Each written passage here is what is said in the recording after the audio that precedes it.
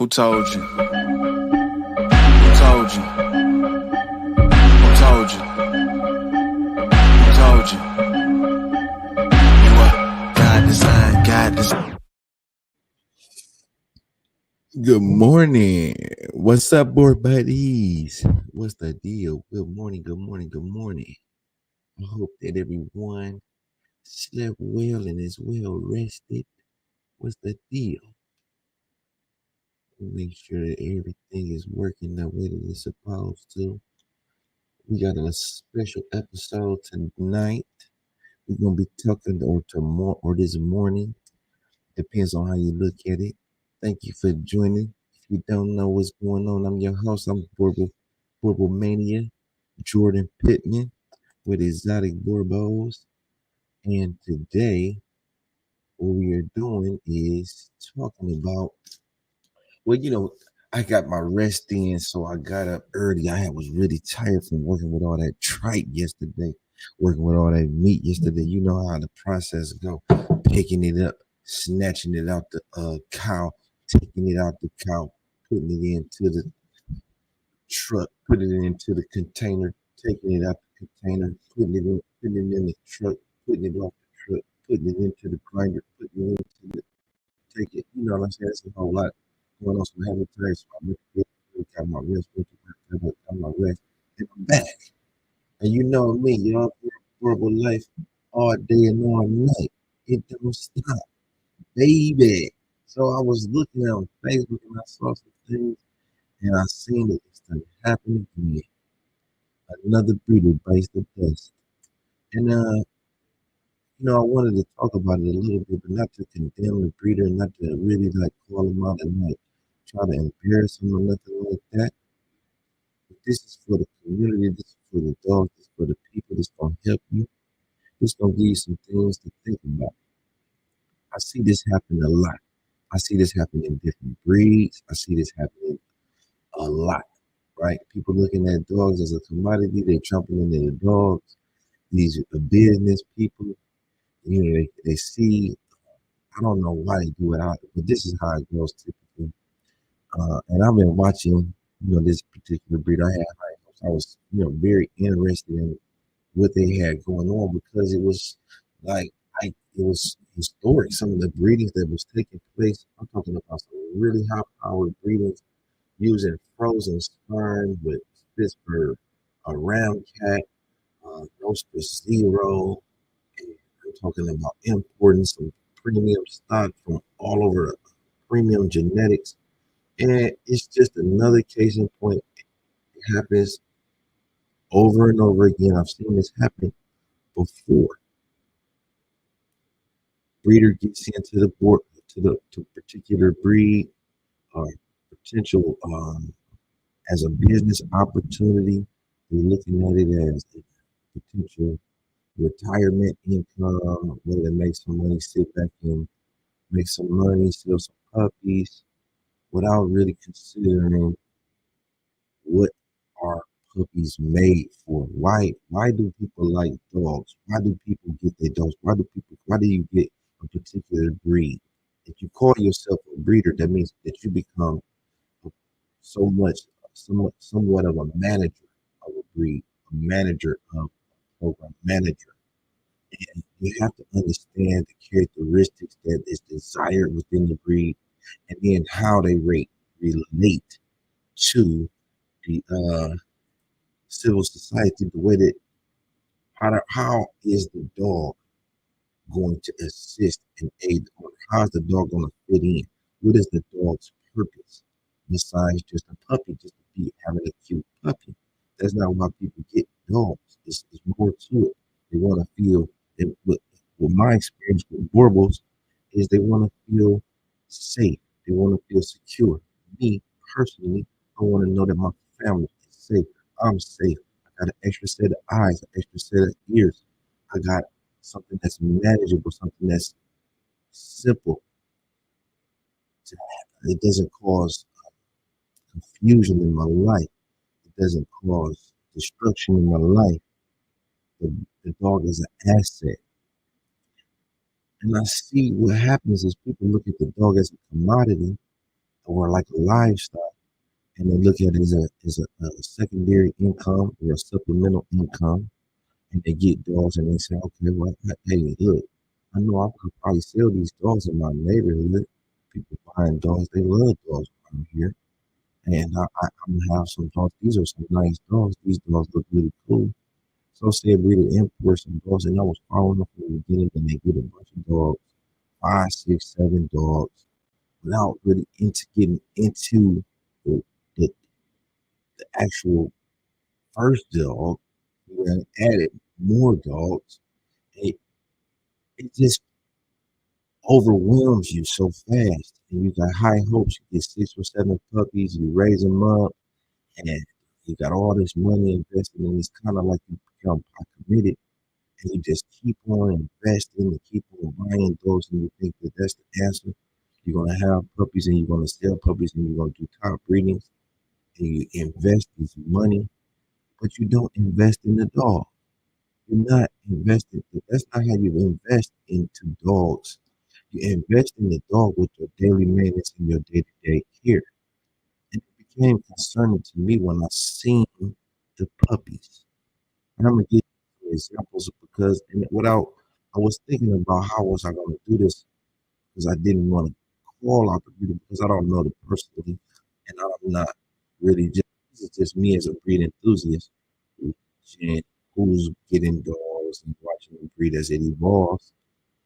And then I'm just seeing, I don't know the man personally. I don't know the circumstances. So I don't feel like it's my place to input. It's not my business. And I don't get involved in other people's business unless it is my business. So it's not my business. I'm not getting involved in other people's business. I just wanted to help you as a potential owner. And also, it's going to save some dogs, believe it or not. Because what happens is the dogs end up suffering. That's the problem here, and that's what we want to prevent. We want to help you. We want to aid you. You know, a fool only a fool learns from his own mistakes. A wise man learns from the fool of mistakes of others. So this is what we're going to do. We're going to use this as a learning example. We're going to use this as a tool. We're going to get a better understanding, and I'm going to take you on a little journey. So, say a breeder gets all of these dogs. What tends to happen is they start to breed the dogs, and what you don't know is they don't know how to breed is organized. You have if you understand the global breed, it doesn't take a whole bunch of dogs in order to have great success because the breed you want you first my idea is, or what I did was, I started off with just a few, got to know those dogs, got to know their strengths, got to know their weaknesses, and then I developed a style that I saw what I wanted to reproduce, what did I wanted to take away, what did I wanted to continue to develop, and then I recreated that again, and I went back to the drawing board with other dogs and bred into my dogs the same and I got to know my dogs intimately. I got to know my bloodlines. I got to know the breed. I got to know what works. And I took time through observation. It took time. It took years of just working with this one particular strain of dog. I did my research. I got a highly concentrated strain, and I went to work. I got to know those dogs. I produced those dogs, recreated those dogs. I saw the virtues that I liked, and I tried to breed towards that. I thought the things that I thought would bring value to the community, would bring value to the population, would bring value to society. This is my way of contributing, and through that, I feel that you once you go back to the beginning of the Boerboel breed, you will see.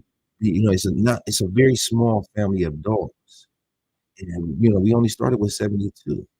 So if you have a whole bunch of dogs, those dogs end up being related to each other. You have different strains and different varieties that carry very distinct traits and characteristics, and then you have a bunch of scatterbred dogs, and it doesn't make sense to have a whole bunch of dogs, in my opinion. So you get ahead of yourself. You start to having all of these dogs. You don't know the market. You don't know the dogs. You don't really get a real feel for how to produce strong, stable. Let me just give you some ideas of what I'm talking about so I could better visually explain. Because you can see, as it was very disappointing, as I watched this unfold. So, long story short, though, is the breeder ended up having a bunch of dogs, having way too many dogs, getting people's dogs, willing and dealing, selling people dogs. Yeah, he acquired the stud dog for breeding, and then somehow he sold the stud dog to someone else. When people arrived to pick up the dogs is in terrible shape and condition. They putting out notices to the whole community. Hey, if you got dogs over here, you need to go get them. They're looking bad. Things is looking bad. But if you pay attention, you will see. Now, I got some pictures of the puppies just to give you some ideas. Here's one.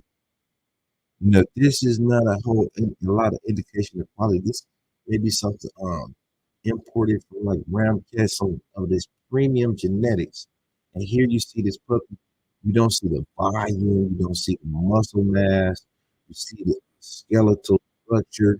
You're not seeing a whole lot of weight. Puppy should be thick, puppy should be healthy, puppy should be fat. Here's another one where you can see the hip bones, you can see the shoulder bones, you don't see a whole lot of volume, you don't see a lot of mass, thickness, and density in forearms. I mean, these are just things to look for when you're looking for quality. This is it, the detail. And I became concerned because I wasn't seeing the attention to detail. You gotta pay attention to details. It's all, especially with dogs, because they can't speak. You're gonna pay attention to the smallest changes in the way that the dog is developing, in the way that the dog is looking, and you're gonna be observing. It's like you gotta stand back and look at your work after you get done doing the job. You're gonna stand back and look at your work, and then you're gonna try to improve it every single day. So, and I'm just studying and I'm looking and said this don't look like it's ahead of its time. It's not, it's behind. It's behind. Same thing with that dog. Here we go again. This was like a premium breeding. Just look at the attention to the detail. Right. But this is a young dog already. You can see he developing some wounds already, some pressure sores around where the dog makes contact with the ground. There's another puppy. These puppies should be thick, strong, powerful. Okay, so here's an again, not too bad, but not what you would expect from a high class operation. Now here's one of the stud dogs, right? You remember that we're gonna present ourselves. So let me pop this down and say this real quick. Let me say something real quick. Remember that when we present ourselves to the general public, it's going to be our best work. You're going to not just put up anything. You're going to put up what you consider to be your best, or you documented a progress, a process, or a situation. So when you see stuff like this, when you see the dog comes up, and you see breeder is showing casing a dog like this, and then you see like you pay attention to the details. And I'm looking from the toes to the nose. This is an example of your best work because this is what you present to the public. Okay, I'm concerned though because this dog just don't look strong. Black dog's coat should shine, right? The black dog coat should shine. This dog coat actually look dusty, right? Look at the stuff in the eyes. Okay, that could be a possibility. Look at the paw, and I zoomed in. Look at the paw. What happened to the dog's toenail? It's got a sore there. What's going on? Make it make sense. Back here around the back legs, it look like it got another sore there. So, I mean, you can see the indentions of the spine. This is supposed to be some premium breeding there. This is supposed to be some premier stock. And I just want to make a point. Here we go again. This is a puppy off of a legendary breeding off some frozen sperm. Okay. And it really is disappointing because you look at like I said, the dogs end up suffering. They said that the situation was horrible. They removed a bunch of dogs. They was calling out to the ASPCA, and the situation gets out of hand really fast because dogs. Why I say another reason that you don't need to have a whole bunch of Boerboels is because Boerboels have big litters, and then you can hold back puppies, and then they breed. They come in the heat often, and then you're gonna have more puppies, and then you're gonna have more litters, and then you're gonna really you can increase your numbers in a small period of time. So that's a good thing about the breed, but you don't want to get ahead of yourself. You can't try to get rich off the dogs. That's the problem. People want to look at the dogs as a way to get rich. You can have some significant success that can change your life. I'm not saying that that's not the case. But at the same time, you got to be putting the dogs first. The way that you invest into the dogs is daily with your time, energy, and effort. The little things making the dog comfortable, especially with Boerboels, because these dogs are highly intelligent, and when their needs are not met, they become stressed. Then they become destructive, and then they become erratic. They don't have puppies. That's why you see a lot of um, factory style setups are not successful with the Boerboels.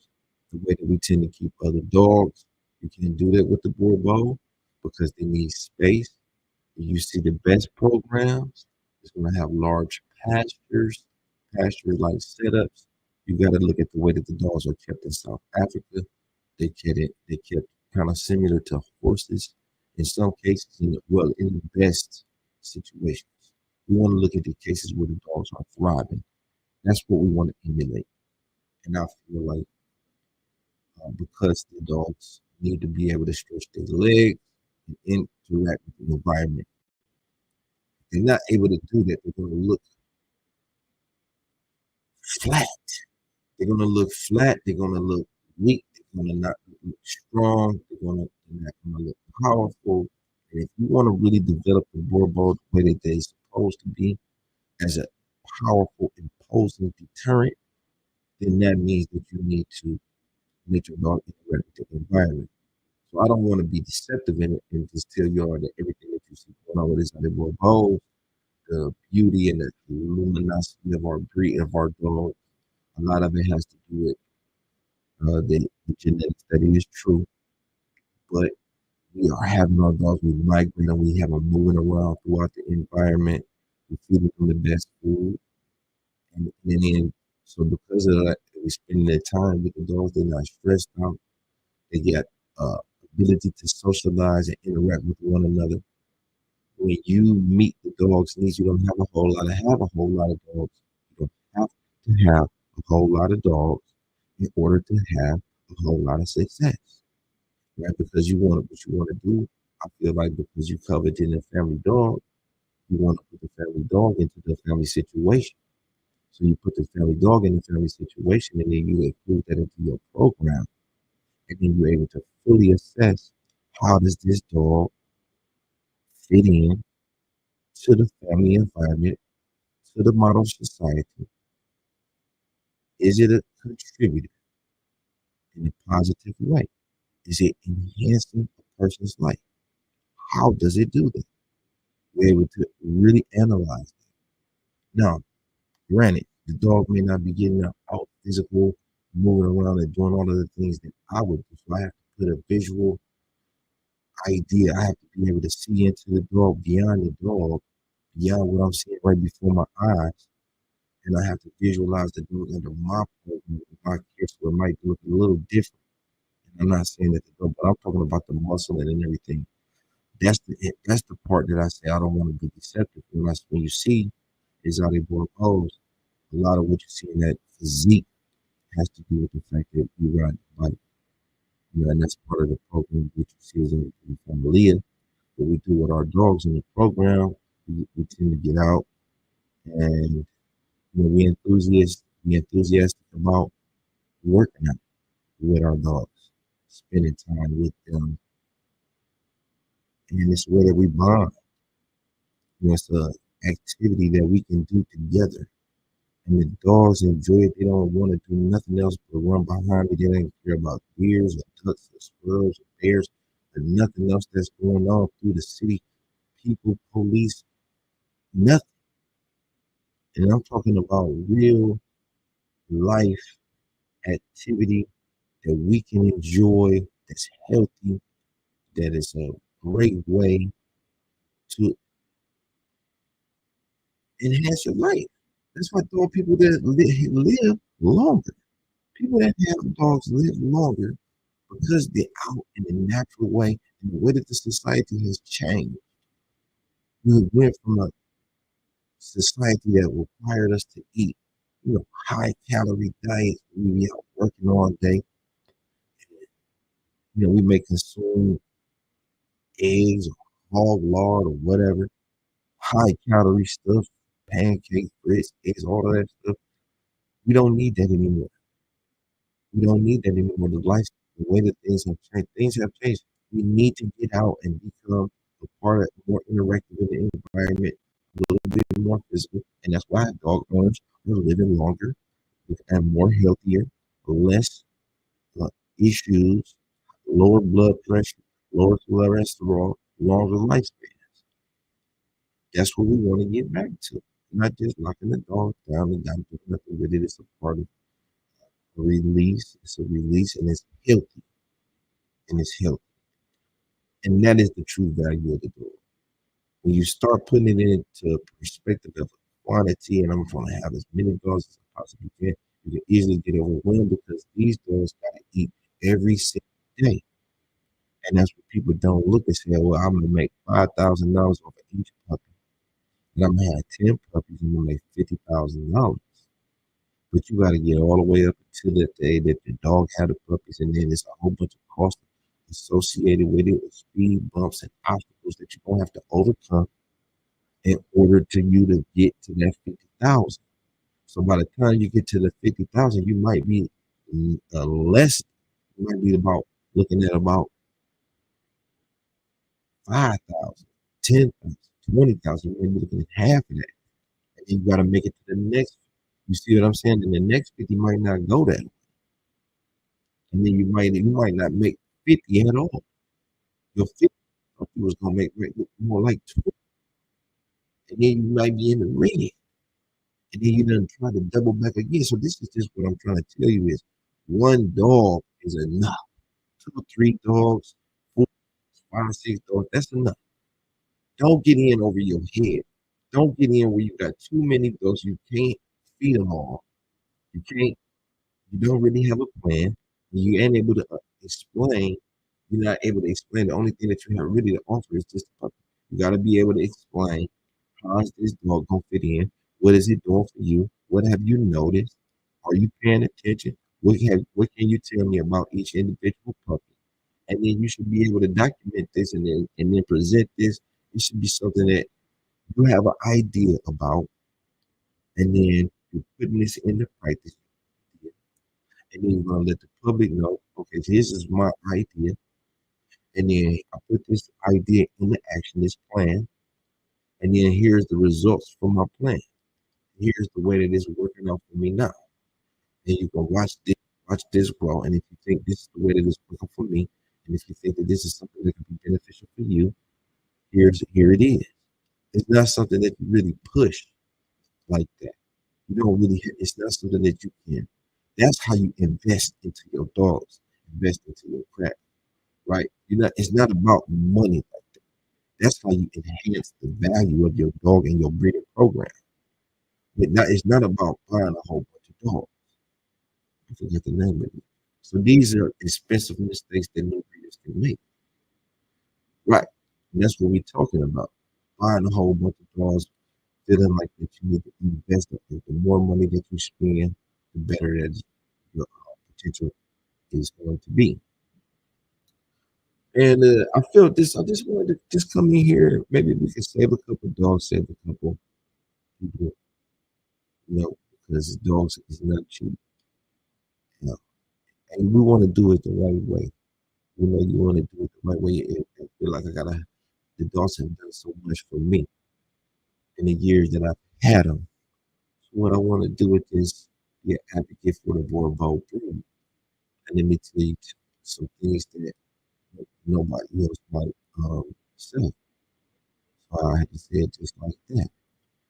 And that's my 2 cents. You can learn a lot from other people's. You just pay attention. I'm gonna give y'all some more. I don't want to get too far off on the subject since I'm up early, getting to the dog and dog business. What's up? Um, I don't expect a whole lot of people to be up busy into it, but we catch up with you. Y'all can see this again if you missed it. Y'all can see it and catch it. That's the beauty of YouTube and the way things is going. 2024, the way that things is going. The beauty of it all is you can watch this over and over again if you want to, and it ain't gonna cost you nothing extra. I'm gonna get back with you. I'm gonna talk about maybe I'll present a nice presentation together about the black Boerboel. Did I talk about the Boerboel? Yeah. Yeah, but I'm gonna give y'all some visuals to go along with it. In the meantime, in between time, make sure y'all get y'all rest so you can be at your best. I'm Jordan. Catch up with y'all real soon. No rush, go and move dumb. Back and forth, push and shove. Make your peace and love turn to peace and gloves. Now you gotta do a run up.